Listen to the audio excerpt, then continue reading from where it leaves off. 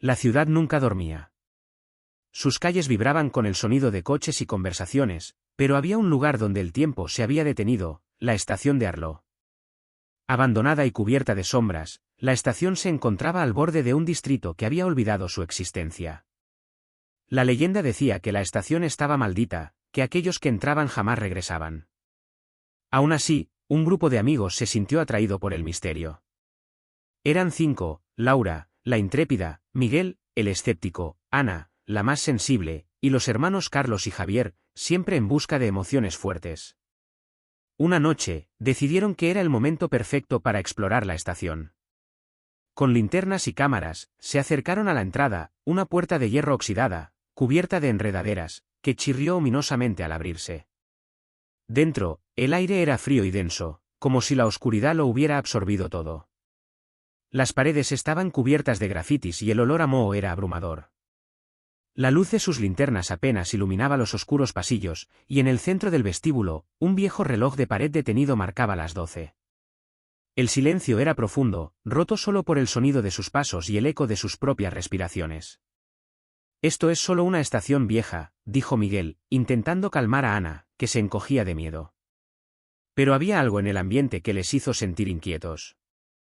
Se adentraron en el vestíbulo, donde las sombras parecían moverse con vida propia. Al fondo, un tren oxidado permanecía quieto en la vía, cubierto de telarañas y polvo. Laura, con su habitual valentía, se acercó al tren y decidió entrar. El interior era aún más escalofriante. Asientos desgastados y ventanas rotas parecían contar historias de viajes truncos y personas perdidas.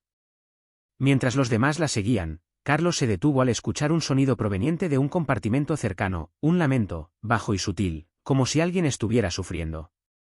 ¿Escucharon eso?, preguntó, su voz temblando. Es solo el viento, respondió Miguel, pero Ana sintió un escalofrío recorrer su espalda. No es viento, murmuró, mirando a su alrededor con nerviosismo. Decidieron investigar, abriendo la puerta del compartimento. Dentro, encontraron un viejo maletín cubierto de polvo. Al abrirlo, vieron cartas amarillas y fotos en blanco y negro de personas desconocidas. Una foto de una mujer con un sombrero de ala ancha, sonriendo, parecía observarlos desde el pasado. Javier, siempre curioso, tomó una de las cartas. «¿Qué dice?», preguntó. Laura se asomó por encima de su hombro, y su corazón se detuvo al leer: «Nunca llegué a mi destino, pero mi amor por ti trasciende el tiempo. Siempre estaré aquí, esperando». Los demás intercambiaron miradas nerviosas, sintiendo que algo no estaba bien. La atmósfera se había vuelto densa y opresiva. De repente, un estruendo resonó en la estación, un sonido como si las paredes estuvieran gritando. Las luces de sus linternas comenzaron a parpadear, y un frío helado invadió el ambiente. «Debemos irnos», dijo Ana, su voz entrecortada por el miedo. Sin embargo, antes de que pudieran reaccionar, una sombra oscura se deslizó rápidamente por el pasillo, congelándolos en su lugar. «Esto no es real», gritó Miguel, retrocediendo, pero la sombra se acercaba, y los murmullos se hicieron más intensos, llenos de desesperación. «¿Qué están haciendo aquí?», resonó una voz profunda, llena de dolor y resentimiento, desde las paredes mismas. La estación parecía cobrar vida, susurros de almas perdidas llenando el aire. La figura de una mujer emergió de la penumbra, su rostro pálido y demacrado. «Soy Clara, la que nunca llegó a su destino», dijo, su voz temblorosa. «Estoy atrapada aquí, esperando que alguien me libere». Laura sintió un escalofrío recorrer su cuerpo. «¿Cómo podemos ayudarte?», preguntó, intentando mantener la calma. «No se vayan, no me dejen sola», suplicó Clara, extendiendo su mano hacia ellos. A medida que se acercaba, una sombra más oscura se movió detrás de ella, una presencia ominosa que parecía alimentarse de su miedo. El reloj en la pared comenzó a sonar, marcando la medianoche, resonando en sus oídos como un eco de advertencia. «Rápido, salgamos», gritó Carlos, y los amigos comenzaron a retroceder, pero la figura de Clara se interpuso en su camino. «Si se van, estaré atrapada para siempre. Deben ayudarme a enfrentar mi pasado». Mientras intentaban encontrar la salida, la estación parecía retorcerse a su alrededor. Las paredes se acercaban, y los gritos de Clara resonaban en su mente. No te vayas, suplicó, mientras la sombra oscura detrás de ella se hacía más grande y amenazante. El aire se volvió más denso, y la sensación de asfixia se apoderó de ellos. Laura, sintiendo que el miedo los consumía, tomó una decisión.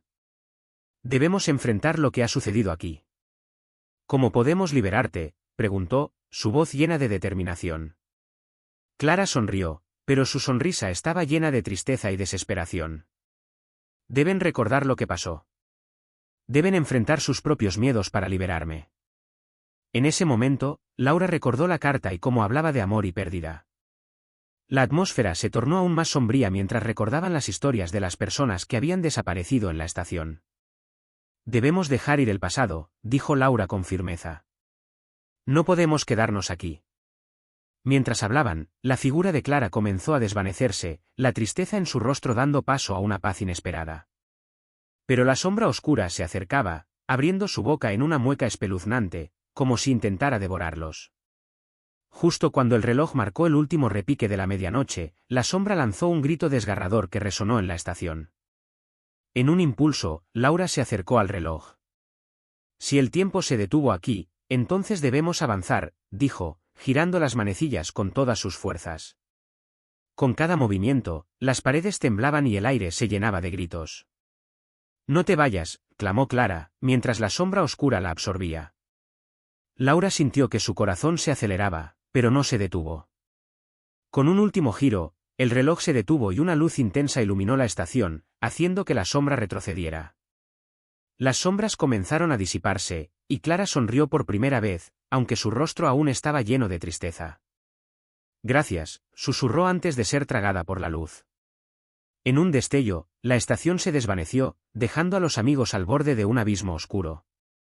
En un parpadeo, se encontraron de vuelta en la entrada, el aire fresco envolviéndolos. Al mirar atrás, la estación había desaparecido, como si nunca hubiera existido. Sin embargo, sabían que algo había cambiado en ellos. Habían enfrentado sus miedos y liberado a Clara, pero el eco de su sufrimiento aún resonaba en sus mentes. Habían visto lo que la desesperación puede hacer a un alma, y ahora llevaban consigo una parte de ella. Desde ese día, la historia de la estación de Arlo se convirtió en un susurro entre los habitantes de la ciudad. Algunos decían que la estación volvería a aparecer, reclamando nuevas almas. Los amigos nunca hablaron de lo sucedido, pero sabían que la verdadera horror no estaba en las sombras que los rodeaban, sino en la oscuridad que llevaban dentro. Cada vez que se encontraban, una inquietud silenciosa los envolvía. A veces, en la noche, podían escuchar ecos lejanos de lamentos.